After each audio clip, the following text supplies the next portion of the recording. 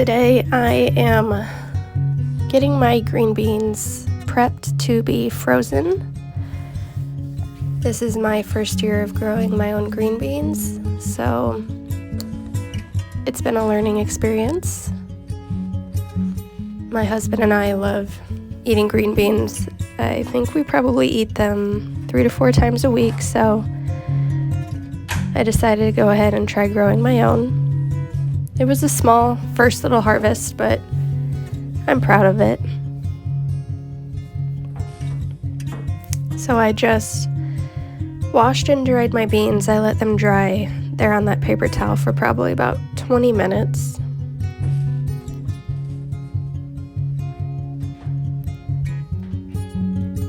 And then I'm getting ready to cut the ends off. A lot of people like to snap the ends off, but I just decided to go ahead and use a knife.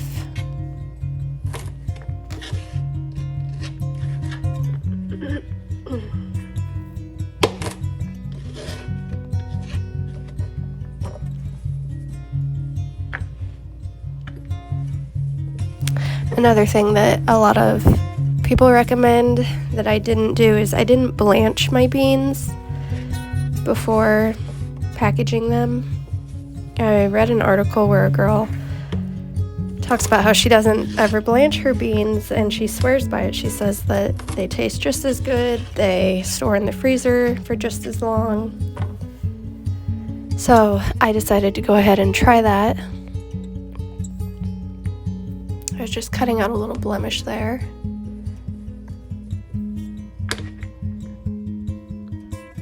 So we'll see how it goes with not blanching them. I've personally never done either. This is, like I said, my first time preserving my own.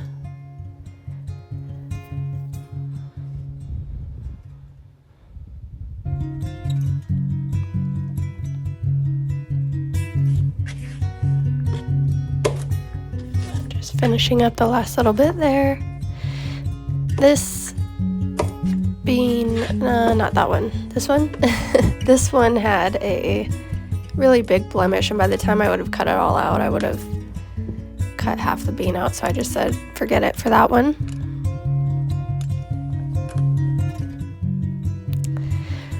So now I'm getting my handy dandy food processor out, or not food processor, food saver, and I only ended up having one bag of green beans to freeze because I decided to go ahead and cook those other ones for dinner, and they were actually really good.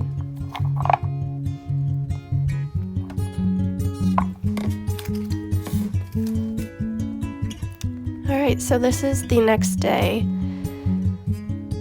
I am prepping my zucchini to shred and freeze for future zucchini bread. I've grown zucchini every year, and I actually normally have a lot better harvest than I do this year. I've probably only gotten about 3 zucchini a week, and that's not very many. If you've grown zucchini, then you know you get like what feels like 20 a week. So I'm actually just getting over being sick, so my zucchini got a little larger than I wanted, and they got really big and really seedy, so I went ahead and scraped out all the seeds before shredding them.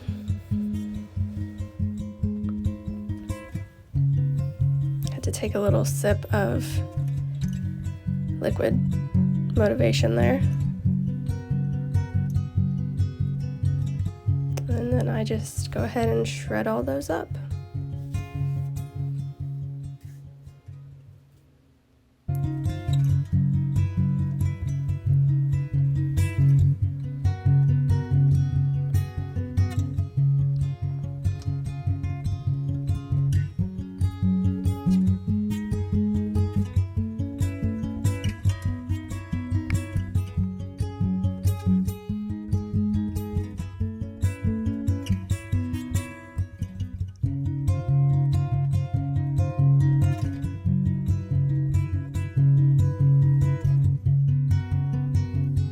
grabbed a few more that I had.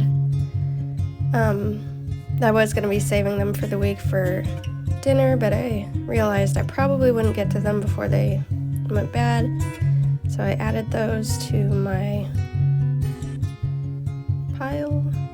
And there's all of my shredded zucchini. I let that sit on the counter for about 30 minutes to try to get all, or as much as the liquid to drip out as I could.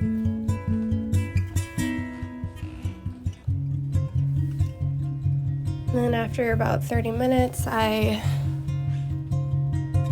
pressed out as much of the liquid as I could. A lot came out, but I could tell it was still really soggy, really wet.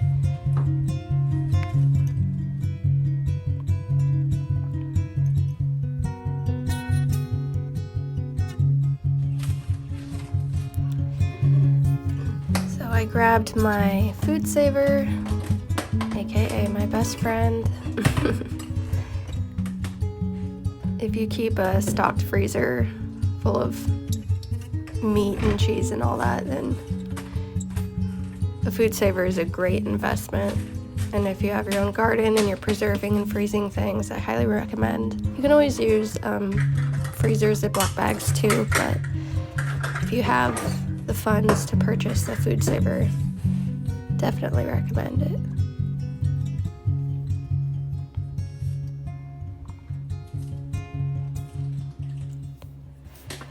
So I was just labeling up my bag. You would be surprised that you wouldn't think that you would forget what things are, but frozen items just sometimes get lost in the freezer and you forget the date and you forget what it was. So it's best just to go ahead and label it. In each bag I did about 2 cups because that's about what I used for my zucchini bread.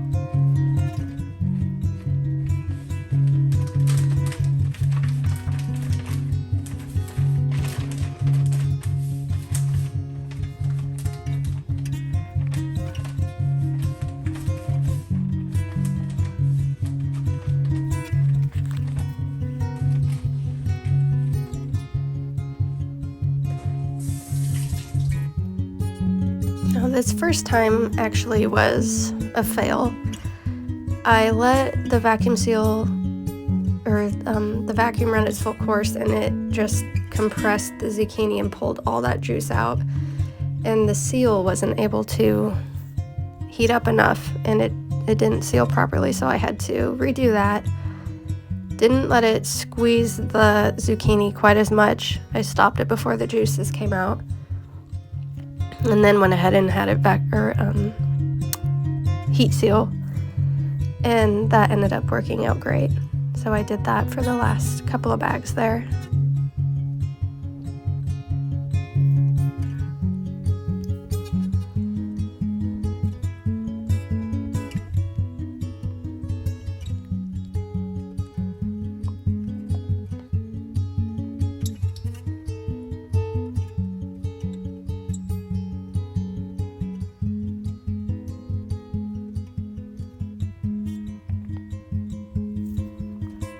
This last bag has way more than 2 cups, probably closer to 3, but I didn't want to have just a random little bag, so I just decided to throw it all in this last one.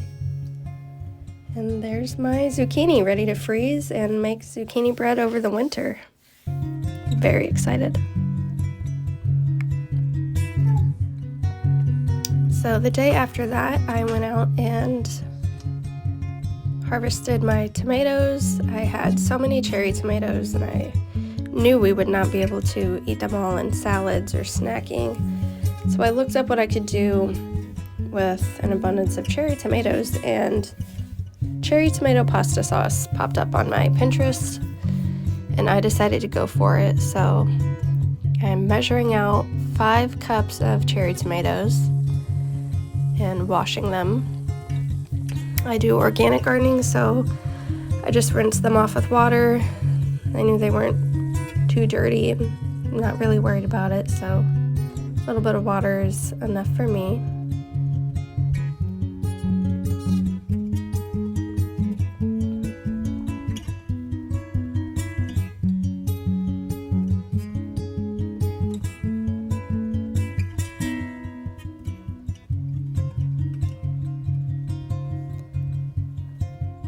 I then put them on a paper towel to dry off,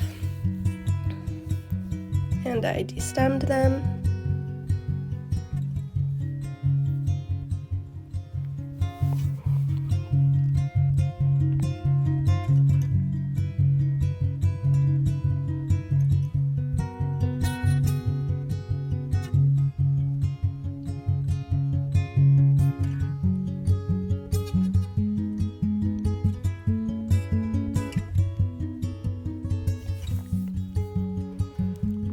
Give them one more little dry to make sure they're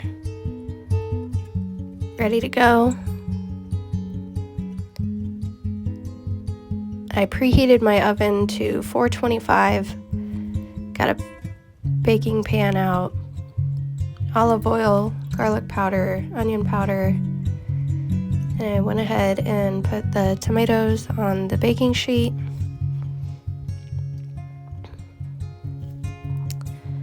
Poured a 1/4 cup of olive oil on top. I did 1/2 teaspoon of garlic and onion powder.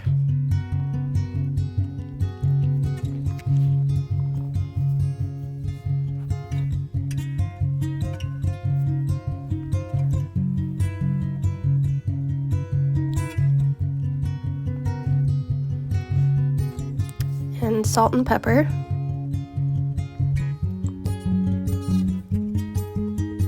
And I just stirred them up.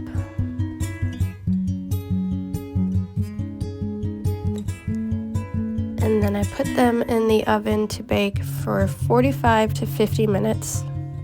And that is what they looked like when they were done.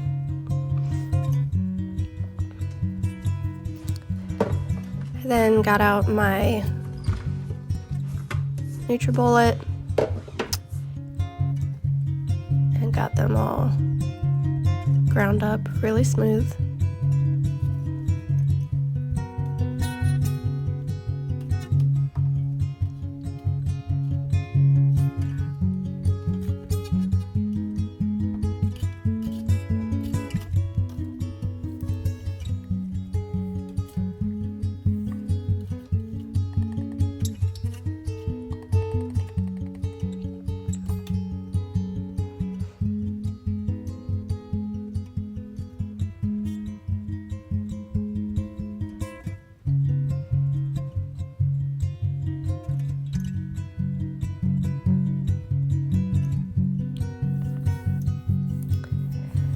I put the pureed cherry tomatoes in my food mill, and the food mill just makes sure to get all the seeds and the skins separated so you have that really nice creamy consistency for your sauce.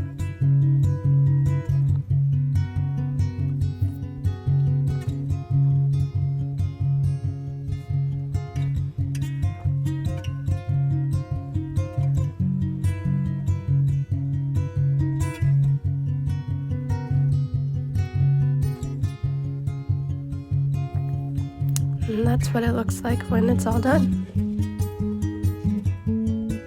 And I just put it into a jar, and I'm very excited to use that for dinner tonight. Thinking I'm gonna do some chicken spaghetti.